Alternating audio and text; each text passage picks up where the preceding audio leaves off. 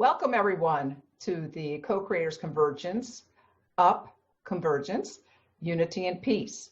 And this week we are going to have an ongoing series with my dear friend Michael Reccia from the UK, who is a trance medium who brought through the Joseph Communications, a very amazing series of 8 books, basically dictated from the other side, but Michael gets to claim authorship. But anyway, let me tell you a little bit about Michael. He has worked as a spirit medium for nearly 40 years. In his early days, he was using his gift to deliver messages at regular church services and spiritualist churches throughout the UK. He would hold lectures, workshops, and he also did something called remote postal readings that required him to sit in an empty room with nothing more than a photograph of the sitter and then listen for messages that were given to him for that person. He evolved. In 2005, Michael forged a conscious link with Joseph and began to bring through the Joseph Communications. Initially, the association was a clairvoyant and clairaudient experience. However, during the dictation of the second book, Revelations, the link developed into a deeper trance connection, with Michael completely vacating his body and mind during each communication session so that Joseph could take over his physical and mental facilities to deliver his addresses directly to the Band of Light. And the Band of Light consists of 4 people: Michael Reccia, his life partner Jane Keene, Tony, and David. And you'll learn more about them through these books, because at the end of each chapter, they asked Joseph questions. And that's what I love about these books. I can read the books, think I understand it, and then the Band of Light asks questions. I go like, why didn't I think of that? But anyway, Michael isn't comfortable with the word channeler. He feels that because he completely vacates his body, it's more accurate to say a trance medium.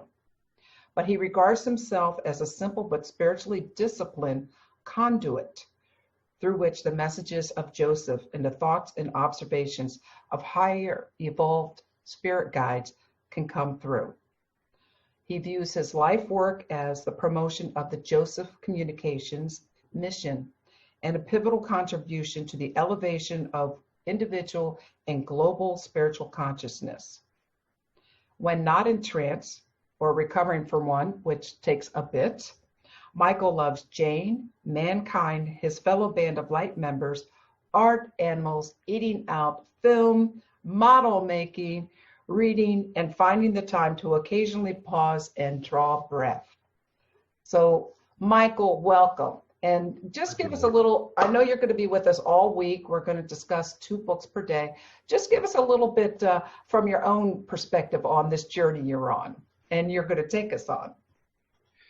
Yes, as a medium, I found myself dissatisfied with only being able to address a small congregation at a time or one person at a time. And the messages that were coming through were valuable to that person, to that congregation. But I wanted to be able to address the world if possible. And I also wanted to know where the messages were coming from. I wanted to know the mechanics of mediumship. If we were receiving messages from higher vibrations, what are those higher vibrations like? What's it like to live there? What's it like to communicate from those vibrations to the earth? And I thought that on a couple of occasions that I would stop doing what I was doing, because doing reading after reading after reading was quite exhausting. And on a couple of occasions I thought, I've had enough. I can't do what I feel I need to do. And then the connection was made with Joseph and everything changed. Because Joseph had has a message for the whole of humanity. And also through his books explained what the spirit spheres are like, what our life is like beyond physical death, who and what we really are here, the things that we are capable of as the spirit people, as actually the angelic people that we really are, and how we can make a difference to this world and transform this world and each other through the transmission of light. And Joseph built the knowledge from one book to the next. He would prepare us and say, this is how something operates. Now I've told you how it operates. This is how it connects to point B, to point C, to point D. So there was a growth, an expansion of knowledge throughout the 8 books. And I then determined that that would be my life's mission, to make this information as widely available as I and the Band of Light possibly can. Awesome. Thank you, Michael. And I do recommend that reading the books in order is really, it's like he builds you up. Everything leads to the next book. And so without any further ado, I think we should dive in and learn about this throughout this week. So thank you, everyone, for joining us. Thank you, Michael, for volunteering your time to be part of the Convergence, and we shall begin. Michael, it's great to be here with you today, and we're going to hear about 2 of the Joseph Communication books. And the first one is called Transmission. And at 12 remarkable public trance demonstrations, the highly evolved spirit Joseph revealed his global mission. So I first have to say, I'm jealous I wasn't at any of these 12 transmissions. Neither was I, no. You weren't either.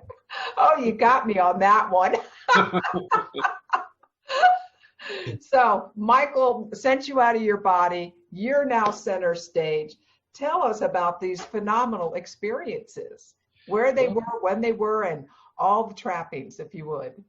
Well, we had brought through, I believe, the first Joseph book, and we're halfway through the second, and I was then taken into trance by Joseph for the first time, and for the majority of the second book, Illumination. And we felt it necessary to convince people that we weren't sat somewhere away with a computer making this stuff up. And so for credibility, we felt it would be an excellent idea to hold a number of public trance demonstrations, which scared the life out of me. And so our dear friend Tony, who is a fellow member of the Band of Light, as you know, has this wonderful place called the Sanctuary of Healing in Lancashire in the UK. And there are a couple of meeting rooms in the sanctuary. And Tony, having come across the books by design rather than by accident, was so impressed that he said, look, we have facilities here. Let's go ahead and mount some public trance demonstrations. And so we invited as many people as we could get into the room, and they came. And I would wait in Tony's office and remember thinking to myself, what if he doesn't come? What if he doesn't turn up? It's not a given. It's down to Joseph turning up and delivering his communications. Mm-hmm. And so Jane would prepare the crowd and say, please don't use your mobile phone. Please turn them off. Please don't open sweets, open sweet wrappers. Please don't talk to each other. Mm-hmm. And they would say, yes, we won't do any of those things. And all of those things were done during various trance demonstrations. And of course, when you're in trance, you're in a very sensitive state, so noises can bring you back. Right. So I would wait in the office, and then Jane would come down the long corridor and call for me. And I would walk into the room. I would sit down. I would look at all the smiling and peaceful faces. I would take a breath as Michael, and the next breath it would be Joseph, and I would be out of the picture. Wow. And in the early trance demonstrations, it was an hour and a half to an hour and 3/4 of trance, until that became too much for me, because that's a very draining, energetic experience. Mm-hmm. And Joseph invited questions from members of the audience in each case. So there was no preparation. Joseph didn't know what was going to be asked of him. And a variety of topics were covered, and always Joseph gave a perfect answer. There was never a time when he was stumped for an answer, and with his usual eloquence, he would deliver information on the subject that had been asked about and more. Mm-hmm. We held a public trance demonstration in Ireland. We went over to Ireland on a boat that only had 3 out of 4 engines working. That was quite an experience. Oh, no. we arrived in a very ruffled state, and we held a demonstration in a hotel room. We booked this hotel room, and the hotel room, when we went in it was a meeting room, and it was totally negatively charged. Ooh. Totally negatively charged. And I thought to myself, how on earth are we going to do a demonstration in this room? But I should have had faith in the guiding influences that work around us. And the atmosphere changed, and light was poured into the room. And it became this uplifted room that I could have worked in all night. And then at the end, when Joseph went, the atmosphere went down again, back to what it was. Wow. So the behind the scenes spirits had prepared exactly the right vibration so that Joseph could operate. In transmission also, we include at the end of the book private or formerly private questions from Joseph Trance sessions, because we would sometimes have a session with Joseph that was just based on questions. So there are questions from David and from Tony and from Jane, and the answers to those. So they're included at the end of the book as well. It's a double-sized book. It's twice the size of the other paperbacks because there is so much information in there. It's 400 plus pages. And there are, I believe, about 100 questions answered throughout the book. But it takes you into the atmosphere of a public trance demonstration. Because if Joseph laughs, we say Joseph's laughing at this point. We have people's names in there and the questions that they've asked and his reaction to those. And sometimes there were negative experiences as well, because sometimes people came to try and disrupt. And that's included as well. So it's an interesting journey. It's Joseph in public, as we say, rather than the closed circle situations that we need in order to bring through the Joseph books. Mm-hmm. Well, Michael, I do have a question. So David and Tony and Jane and the whole audience can, ask questions and receive answers, but you're out of it. You're visiting a castle or another reality somewhere. And do you ever say to Jane, look, I'm going to write down this question that I have and give it to Jane? Now, you ask Joseph that when he comes through. I mean, do you ask, how do you get to ask questions of Joseph? That's a very interesting question, Noel, and not one that's ever been asked before. And the answer is no. I've never said there's something that I want to ask.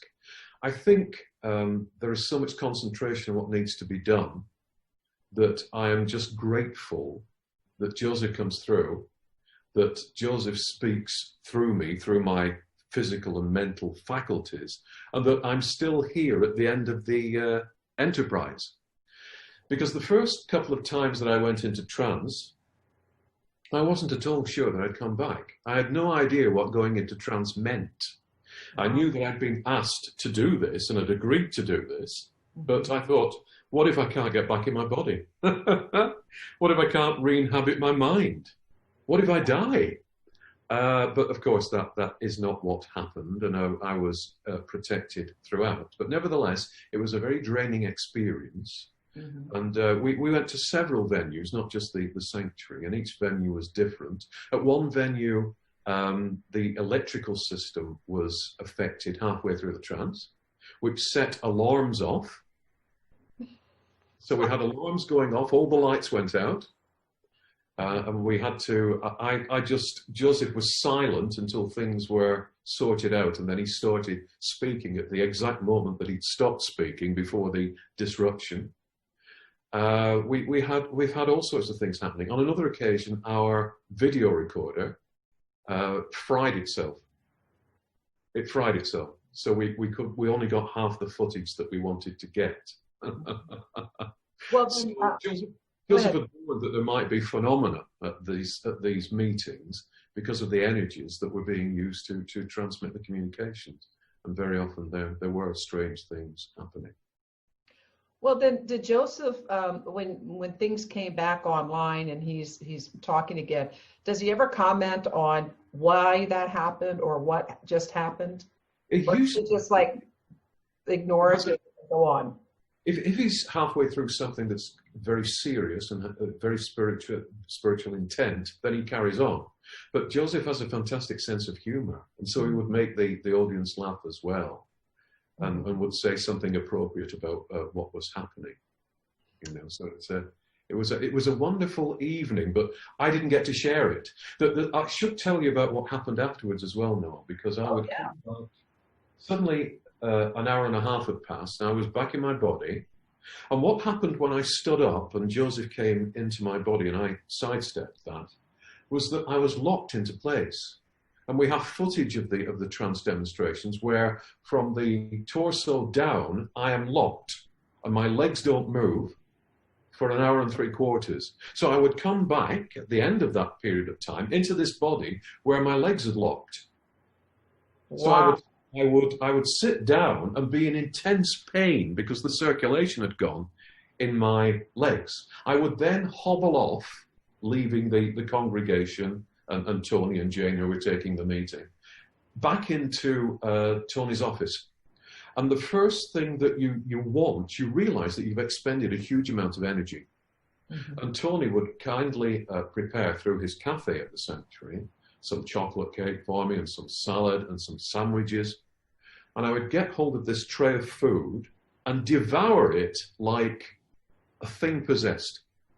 Wow. Just because I needed the energy. I couldn't taste it. It was just gone. And each time we did a trance demonstration, I would say to myself, this time, Michael, when you come back, you are going to taste that lovely food. But it never happened. It was always gone. Gone in seconds. Gone in 60 seconds. And I remember once looking in the mirror, because when you come back, strange things happen because your senses are not adjusted to this level. Mm-hmm. And it takes some time for them to be so. And I remember looking in the mirror in Tony's office at myself, my physical form, and thinking, I don't know what that is. I don't know what that is. Really? Another time in a circle situation, the four of us, I remember that Jane handed me a glass of water as I was coming round, and I looked at the glass of water, and it wasn't there. I saw completely through the illusion because my senses had been heightened. Mm-hmm. So there were strange effects, strange consequences to having gone into trance on each occasion. So they're taking you to a much higher vibration. Yes. And coming back in through the field. It's like moving through treacle. It's like moving through mud. And for a week after each trance, there would be a series of events emotionally with me. Mm-hmm. I would be extremely fatigued, first of all. Mm-hmm. I would then be extremely angry. Not with anyone, not with myself, just angry. I would then be extremely depressed. Mm-hmm. I would be extremely sad. And then gradually my energies would come back to normal on this level, and I could function as a, in quotes, normal human being. So what does Jane do through all this? She just like, okay, he's going through his mad stage. Well, she was she's always very protective and very supportive of what happens, and realizes that, for example, on the first day, we used to sit every Saturday to bring through, or once a month on a Saturday to bring through Joseph. And I would immediately go to bed afterwards. I would leave Jane and Tony and David downstairs. I would go upstairs, go to bed, have something to eat, and then I would be out of it for the best part of 2 days. So she was very supportive and understanding because she's lived through this so many times with me, you know. So an interesting experience. I'm going to ask you a personal question. Oh, gosh. Well, you've written about it. So you wrote a book a long time ago, called something like The Questions Most Commonly Asked of... Answering the questions mediums are asked most, yes. Right. And someone asked you about twin flames. Yes. And you said, Yeah.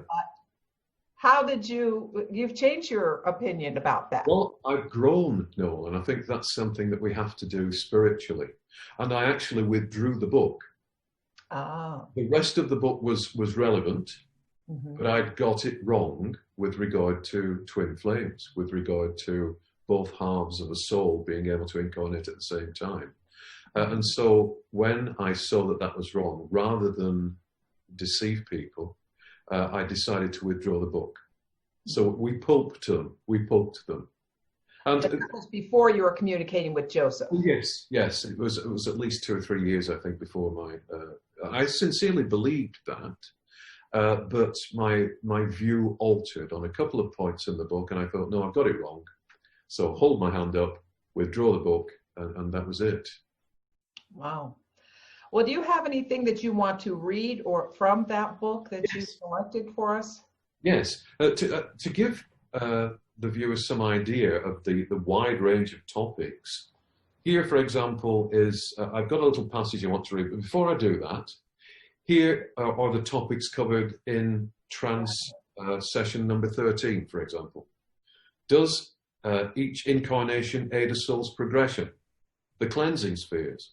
Are some souls forced to reincarnate? The Earth's original purpose. Advanced souls who return to Earth to help. The reason for natural disasters. The limitation of words. What is the next spiritual phase for mankind? Is the date of 21st of December 2012 significant? Assessing the truth of spiritual concepts. Using God power. Free will. The fall. Who created God? Joseph's previous lives. And these are all questions that were asked during the trance sessions. So there's quite a spread in there. But I'd like to read from the trance session of the 24th of March 2010. And this is just a snap of a response from Joseph. And the question from a gentleman called Chris Quartermain was, I'd like you to clarify a little bit more about what we can actually do practically to spread light into this world. And Joseph replies, first of all, you have to unlearn. You have to realize that a great many of the concepts that you've been brought up into are wrong. You have to understand where you come from, and you have to understand where you are going to. You have to understand that you are a part of God, that you are a light, that you are an angel. You have to understand that this world is sticky. This world is seductive. This world wants you to be a part of it for as long as it can possibly hold on to you. Why? Because if you leave it, if you move on from this planet, if you decide that your pathway from this point leads through the spiritual spheres and back to God, it has lost a degree of its power. So it is in the interests of the field, and he's talking about the field of human consciousness, to instill in you a sense of aging, a sense of sickness, a sense of what can I do? A sense of poverty, a sense that it is all futile. You have to unlearn. You have to go into the quiet by yourself, envelop yourself in an envelope of light and say, God, talk to me.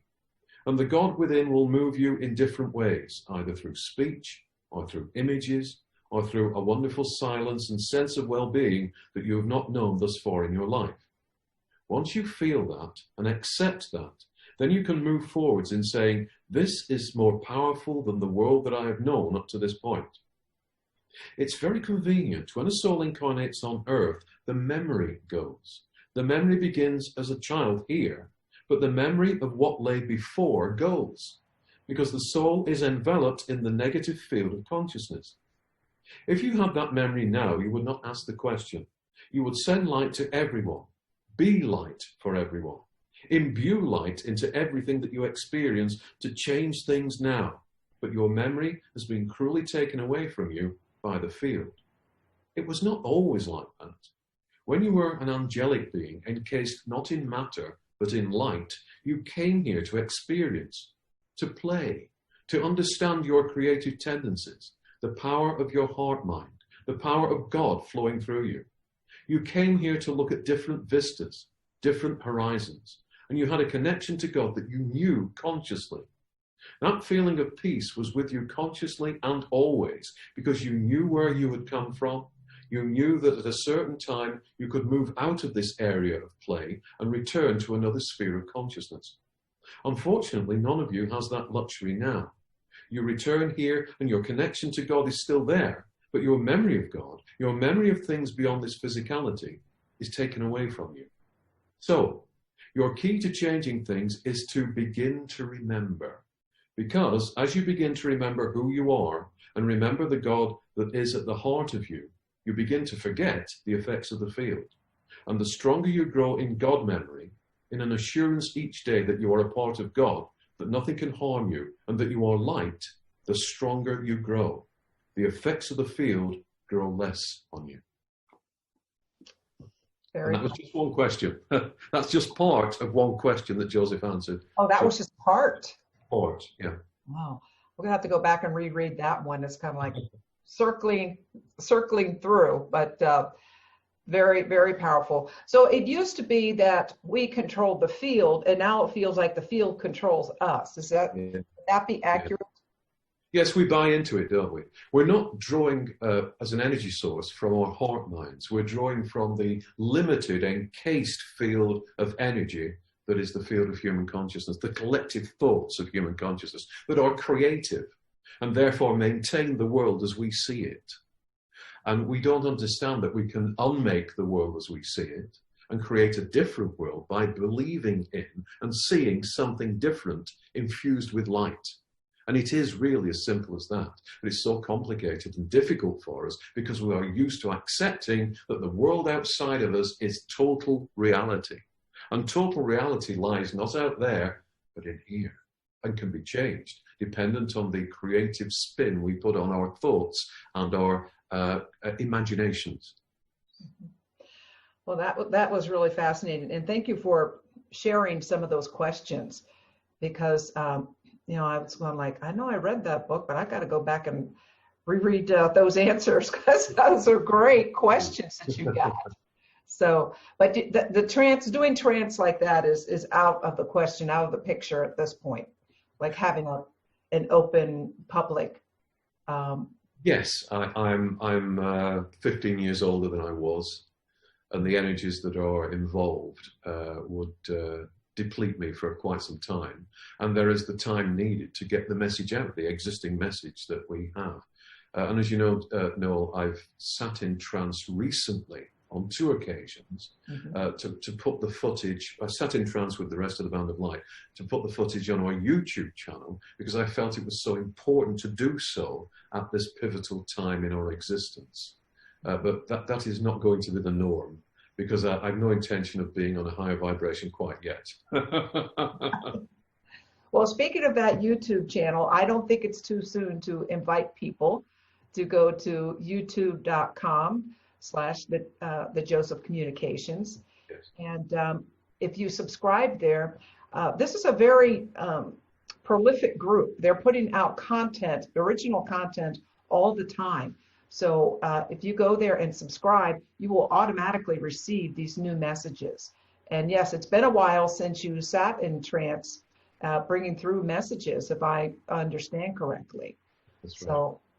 So yes, we have a 3-part message going on. I think we might play that also later this week. Yeah. So, well, I think this is a good point to transition to the last book of the 8 that we're going to be speaking about. Many Voices, One Mission. And that one I'm in the middle of rereading now. So the last book we were talking about, Transmission, Joseph is answering all these questions coming in. And here is the opportunity for you to talk more about the totality of the soul group and the things that they say they want to make sure gets out to us. So Michael, would you talk about the Many Voices, One Mission, group soul wisdom from the Joseph perspective?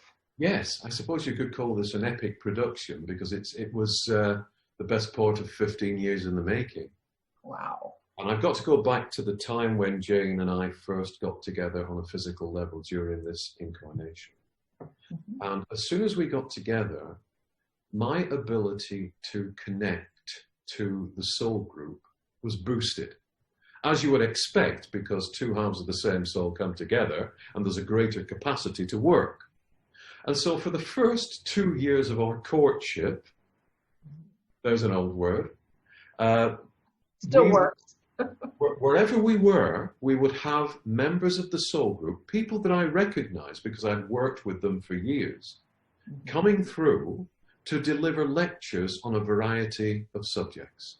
Talking about the afterlife, talking about the sacredness of the earth, talking about health of and healing, talking about spirituality. And as you know from reading the book, very often we would, because we were busy with transcribing and publishing the Joseph Communications that time, if we managed to get a few days off, and we don't go far on our holidays, we're quite home birds, but we do like to get away sometimes and have a nice meal and stay somewhere nice. Whenever we went away, the spirits would see it as an opportunity to allow us to work, bringing through lectures on behalf of humanity, on behalf of all mankind. And so we would, for example, find ourselves on a beach, walking along this lovely beach in the sunshine, and then somebody would start to talk to us. And rather than be arrested by the police for talking to myself, we would withdraw to a shelter, a little beach shelter, which prior to somebody talking to us would have been very quiet.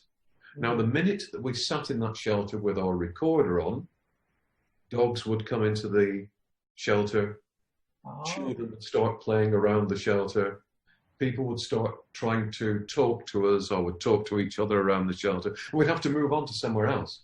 So it was a matter of, sorry, whoever the communicator is, hold that thought, and then we'd find somewhere else quiet, and then another section of the lecture would come through. And these were glorious, glorious talks, addresses on a variety of subjects that displayed a huge love for humanity, a huge love for the animal kingdom and for the planet, a huge love of what we really are, and a need to explain in loving terms who we are, why we're here, and what we can do to make things better for ourselves. And so we had collected these addresses, lectures, over a period of 2 years from, I think, 14 different guides, 14 different communicators. And we hadn't had the opportunity to publish them because there was always a new Joseph book. In fact, Joseph himself is in many voices, one mission. And so are the Persian gentleman. These are all terms that we have given to these spirits. They're not their actual names. They are our names for them. And so the Persian gentleman would come through. Jane's protective guide, Silver Star, came through on many occasions. A wonderful ancient spirit I call the Aboriginal gentleman came through on 2 or 3 occasions. And his words are absolutely sublime. And his love for creation is sublime. Also included at the end of the book are my first 2 public trance demonstrations. And they're not by Joseph. On one occasion, the Persian gentleman took me over. And on the second occasion, the spirit we call the Big Indian took me over. Indian. And those were I think, the scariest instances of trance, because at that time, I had no idea what would happen. As I said earlier, I had no idea whether I would come back. But they are lovely addresses by these 2 spirits, and they're included in the book too. So we finally, after Joseph had published, after we got the last book through, got the last communication through from Joseph for a book, we decided that Many Voices, One Mission had the right to be published too, and also showed how members of the soul group communicated with each other, communicated with us, and that it wasn't just one personality, but there were multiple personalities from this soul group that cared enough about us to come through and talk to us and lift literally our spirits and show us a way out of our current problems. Yes, when I started reading this book again, you described them each and kind of the background of their stories. Yes, you did the backstory, yes. Yeah, the backstory on these, the members of the soul group. And I have 2 questions. One I find is fascinating is Silver Star is Jane's particular guardian, and the Persian gentleman, PG, is yours, as I understand it. That's right, yes. But, Silver Star really intrigued me, in that Silver Star said in the previous life that he committed suicide. Is that correct? He did indeed, yes, yes. He suspected that his wife was having an affair. He was a farmer. He was from the US, from the United States. He was a farmer, and he came home one night and discovered that she was indeed having an affair. And he had a pickup truck. This was in the 1940s. He had a pickup truck, and he had a large dog that usually appears with him that he called Jackson. And I think was a Rhodesian Ridgeback, something of that size, an enormous dog. And he put his dog in the pickup truck and he set off, and he went off a bridge. And they were both killed. And it wasn't made clear whether he'd committed suicide or not. And so I think he was buried in hallowed ground. But he had in fact committed suicide, and he'd taken his dog with him whilst the balance of his mind was disturbed. Now, Silver Star comes through as a Native American Indian, and he wasn't a Native American Indian. He comes through in this silver costume and a headdress, and he says that he does that because the people who are making a transition, who are not familiar with the workings of the afterlife, respond more readily to him in that costume than they do as he is as an ordinary farmer, which is how he sometimes comes through, because they expect, because of, there is a tradition, isn't there, that mediums have Native American guides. Yes. And so there is an expectation, and so they respond to that, the way he dresses, and they think that he is Native American, and he can talk to them in the way that he wants to talk to them. Of course, as a spirit, he doesn't belong to any nationality. He's probably been every nationality that you can possibly be in the past. But as a result to get back to his suicide, he said as a result of his suicide, there was no judgment, but he felt a pull back to the earth because he hadn't completed the cycle of that particular life. He'd cut it short. So he said that he had to, on occasion, return to the earth, not in a physical body, but return to the earth as a spirit and contemplate the earth, contemplate aspects of the earth and aspects of what he would have gone through had he allowed his life to come to full term as this mechanism that it is, this arch of energy that it is. And so there were consequences, but not dealt to him as a judgment. There was no criticism of what he'd done, but his own spirit had this pull back to the earth in order to resolve issues that would have been resolved had he lived the span of time he was supposed to live here in a physical body. That's really, really fascinating and helpful because, at this time, the suicide rate is very high around the planet. Yes. And, for many reasons. And so maybe that's why I just found the Silver Star description and story so fascinating because there's so much judgment around suicide on this side. And, and evidently not on that side. What's also fascinating about Silver Star, isn't he the boat tender? No, that's the big Indian. Oh, that's a big Indian. Okay. This is a wonderful gentleman who, whenever there's been a death in my family, now he's moved on from the job that he did, from the occupation that he had through choice. Whenever there was a death imminent in my family, he would turn up. Now, he's an imposing man. He has a headdress on, he's all dressed in white, and he looks about 7 to 8 feet tall. So when this spirit turns up, you pay attention. And recently, he has moved on to work more, to a greater extent, with the Band of Light.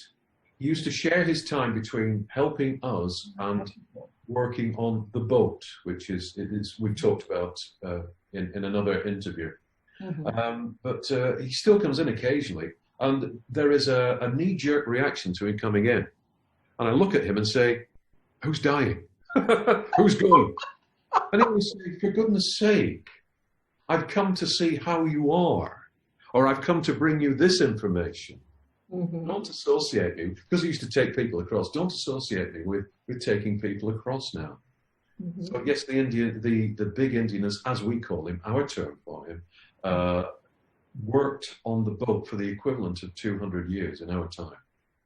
Taking people over. And he has the biggest heart of any spirit that I have worked with.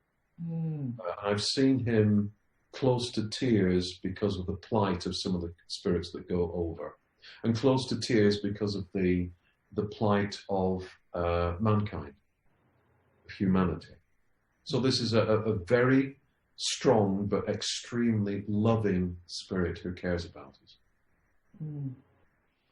And finally, would you tell us, well, not finally, I'm enjoying this so much, would you tell us about your personal PG, the Persian gentleman, your relationship with him, because that's been lifelong, or many lives long. Yes, I first met up with PG consciously in this life through Joan, my spiritual teacher. Mm-hmm. He was one of the, it was set up as I was developing as a medium, and she taught me to develop as a medium. It was set up so that we could both see the same people, which was tremendously reassuring for me, developing in confidence to do what I was going to do.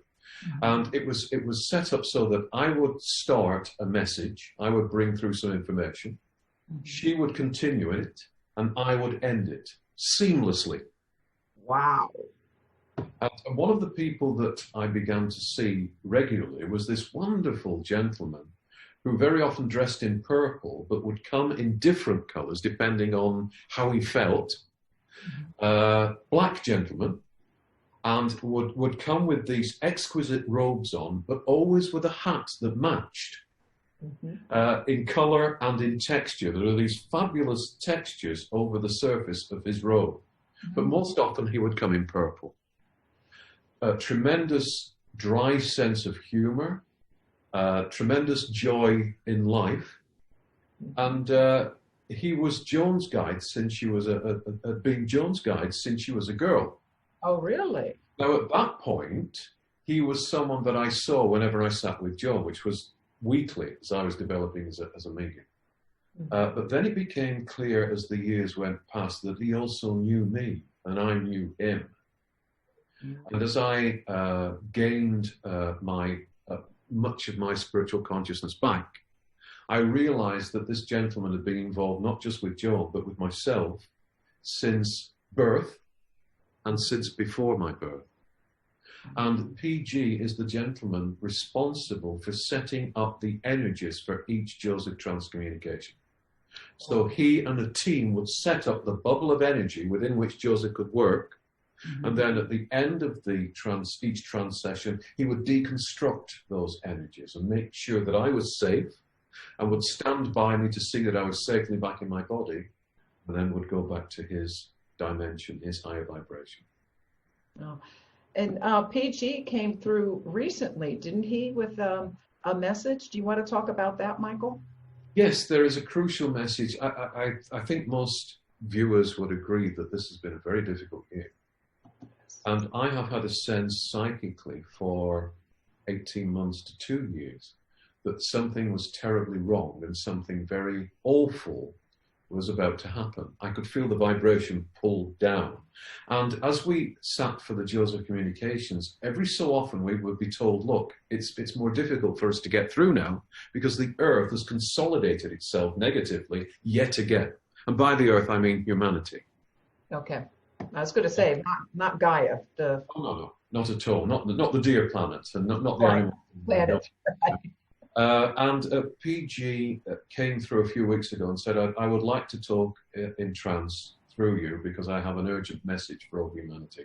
I have to point out to people that they need to make the right decisions at this time. And so he delivered that emotional footage a few weeks ago, and we have it on our YouTube channel. Right, and we're going to put well, I would say go to the YouTube channel. YouTube, just go to YouTube / Joseph Communications, and if you would, subscribe and then also share that message because it is a very emotional message. And it was really a gift that he came back because when I met you 2 years ago, you had kind of sworn off doing any more trance because it's so difficult to come back physically. I felt it necessary. I felt for the sake of humanity and what's happening that I had to let PG take me over, and also recently Joseph take me over so that they could deliver urgent, crucial information for humanity at this time. And so I gave myself over again. I still receive information from the soul group, and but I am attempting at the moment to do this in clairvoyance from now on, so that I'm not so debilitated afterwards. So it's a switch back to the way that I used to work. Mm-hmm. But we will share all future information with everyone as it comes through. Now, Michael, did you have something you wanted to share out of Many Voices, One Mission? Yes. I mean, there are many sections in Many Voices, One Mission. It's a fabulous book. All of them are, but I'm just, rereading this one right now, and I've got something to share too. Oh, that's good.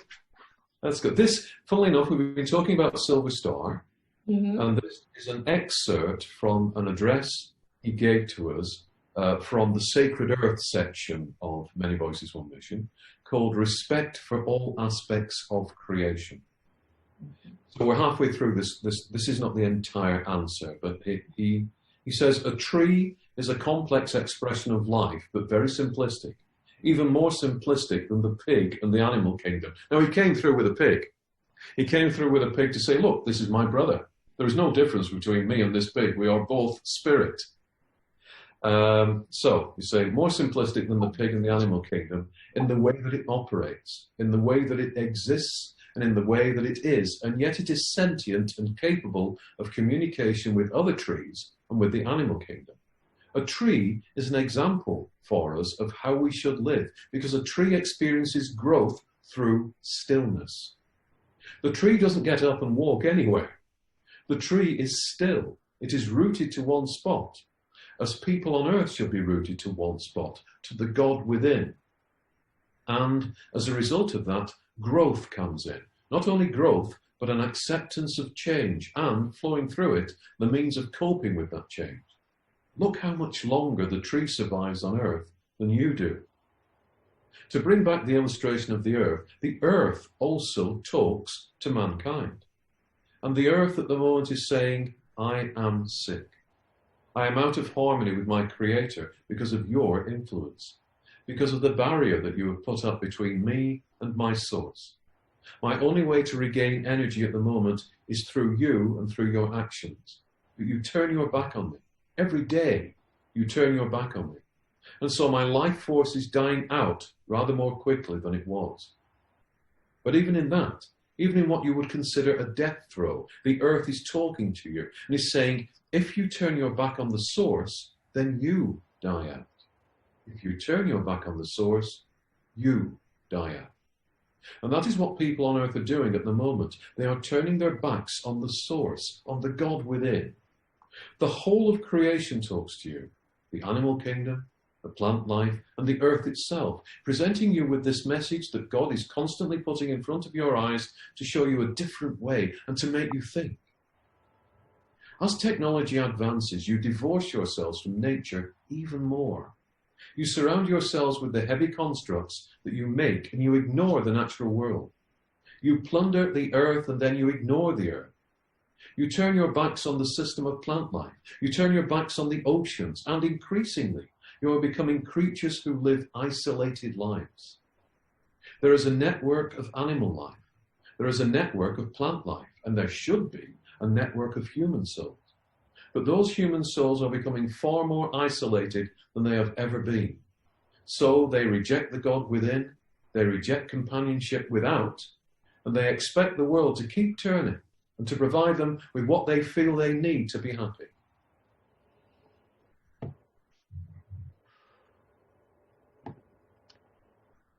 Not a lot to say after that. No, is there really? There's not a lot to say after that. And that was dictated to us over a decade ago. Wow. So many things in the books are now becoming very, very relevant indeed. Mm-hmm. There were predictions in the books that are now happening. Wow. Well, it's heartbreaking, and that's why I just find the work that you and the Band of Light and the Soul Group are bringing forward to us. Whatever I can do, Bob and I have just kind of made it our mission too, to try to help to get this word out, because it's just heartbreaking what's going on. And so we all need to return home, Yes. And home is where the heart is. Yes, absolutely. Yeah, absolutely. That's where our God light is. But well, I'll tell you, I do struggle, and I had marked something, and I had it all marked up, and now I can't find it. So I guess I'm not supposed to bring that forward. But so it was about, just how to send light to those that we feel are wrong, or that we Yes. hate what they're doing. Yes. Yes. The importance of doing that. Yeah. Right. Yeah. And that if we are angry with people, then we add to their strength in being angry themselves. We reinforce all those things about them that we feel are wrong. And so the ones that cause the most disruption in our world are the ones that most need the light. And people may say, well, what good is it sending light to them? They're not going to respond, but yes, they will. Because the light strengthens the light that is within each of those people, to the point where they have to listen to and acknowledge that light. And at that point, they change. You can never change anybody from without. You've always got to change people from within.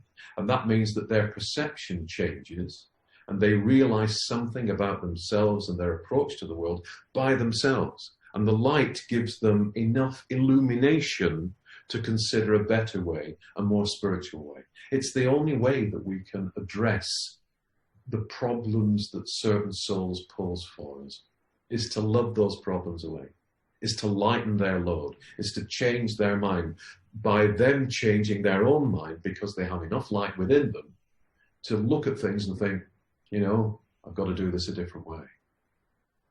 Absolutely.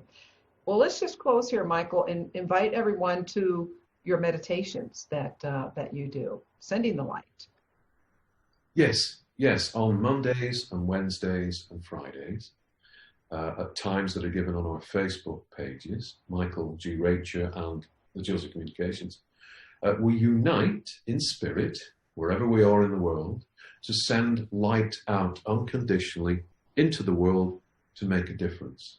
And so the more people that join in with those days, the more light we have at our disposal. We're bringing out divine heart light, we're streaming it into the world. It's unconditional, it doesn't judge, and it lightens things, and it changes things. And so we will continue to do that until things have changed. And it's urgent. It is very, very urgent. Yeah. Well, Michael, thank you so much.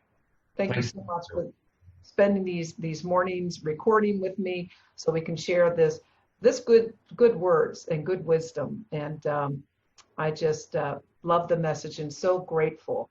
I guess that's the word I want to end on, is just gratitude for this journey you've been on, how all of you are sharing it.